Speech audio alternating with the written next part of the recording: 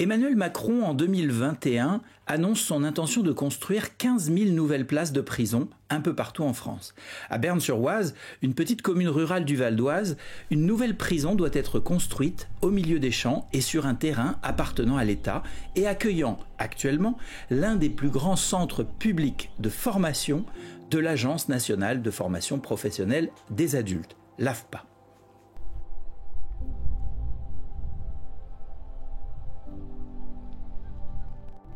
Ce mardi 24 mai, en tant qu'élu local à Beaumont-sur-Oise et engagé moi-même dans la défense du centre de formation et contre le projet de prison, j'ai invité la candidate à la députation de la nouvelle Union populaire écologique et sociale, Leïla Ivora, afin qu'elle nous apporte son soutien.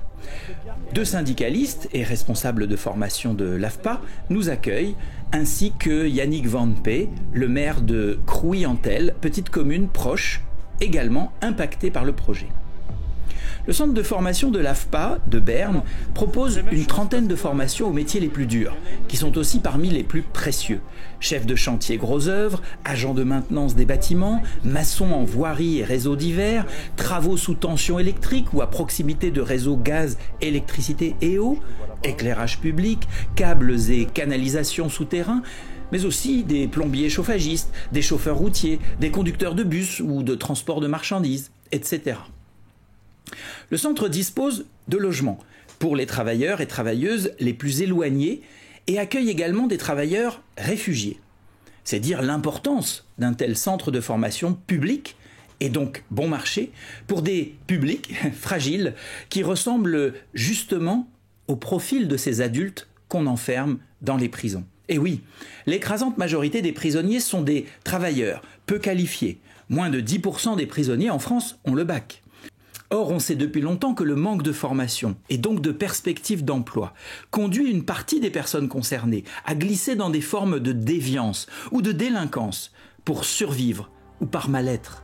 Victor Hugo le criait déjà à son époque. Lorsqu'on ferme une école, on ouvre une prison. Du point de vue de la lutte contre la délinquance et la criminalité, une prison est la pire des réponses. Elle coûte très cher à construire, n'a aucun effet dissuasif sur la délinquance et la criminalité. Les délinquants pensent qu'on ne les attrapera pas, évidemment. Et la prison produit d'abord de la récidive. Plus de 60% des libérés y retourneront. Car elle brise aussi celles et ceux qui y entrent, en les coupant de leur famille, en leur faisant perdre leur logement et en réduisant d'autant plus leurs chances d'une réinsertion professionnelle. Une prison a aussi de nombreux effets négatifs pour ceux qui vivent autour. Grignotage de terres agricoles, car il faudra bien construire autour des routes, des arrêts de bus, des parkings de stationnement, des commerces pour les familles des prisonniers et pour les gardiens. Destruction des paysages, chute de la valeur des biens immobiliers dans les villages très prisés des environs, fuite des populations aisées, seules à avoir les moyens de partir et dont les impôts et le pouvoir d'achat seront perdus pour le territoire.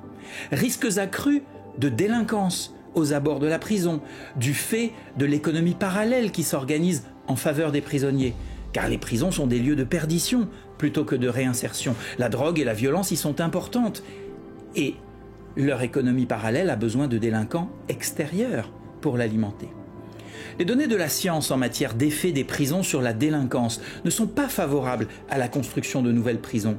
Les statistiques de la délinquance en baissent depuis une vingtaine d'années, contrairement à l'impression donnée par la survalorisation des faits divers dans les médias, ne justifient pas non plus la construction de nouvelles prisons.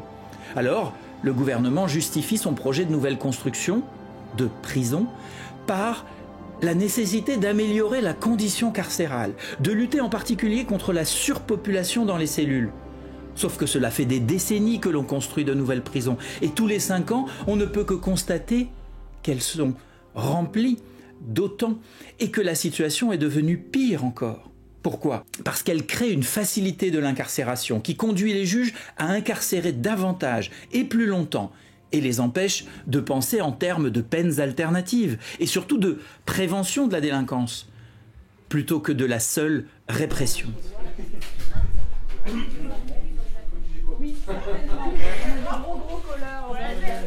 Elle est plus sympa en vrai que sur l'affiche.